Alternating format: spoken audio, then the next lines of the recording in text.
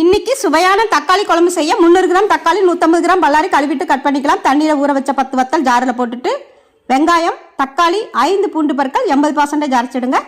கடாயில் ஆயில் விட்டு கடுகு பொரிஞ்ச பிறகு சீரகம் 3 வத்தல் கருவேப்பிலை நல்லா பொரிஞ்ச பிறகு அரைச்ச தக்காளியை ஊற்றி கலந்து விட்டுருங்க.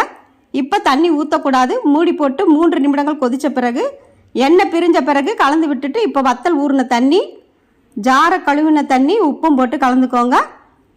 இந்த அளவுக்கு தண்ணியாக இருக்கட்டும். ஹை ஃப்ளேம்லேயே 3 நிமிடங்கள் கொதித்த பிறகு 4 ஸ்பூன் அளவு இட்லி மாவு ஊற்றி கலந்துக்கோங்க. நல்ல சுவையாக இருக்கும். திரும்பவும் லோ ஃப்ளேம்லேயே 2 நிமிடங்கள் கொதிக்கட்டும். அவ்வளவே தான், தக்காளி குழம்பு அருமையாக ரெடி ஆயிடுச்சு. மல்லியில் போட்டு இறக்கிடுங்க. இப்போ நம்ம மல்லியில் போட்டு இறக்கிடலாம். இட்லிக்கு ஊற்றி சாப்பிட்டு பாருங்கள். சான்ஸே இல்லை, வேறு லெவலாக இருக்கும். ட்ரை பண்ணி பாருங்கள். ஒரு முறை நீங்கள் செஞ்சு சாப்பிட்டு பார்த்தீங்கன்னா திரும்ப இந்த மாதிரி தக்காளி சட்னி செஞ்சு சாப்பிடுவீங்க. அவ்வளோ சுவையாக இருக்கும். தேங்க்யூ.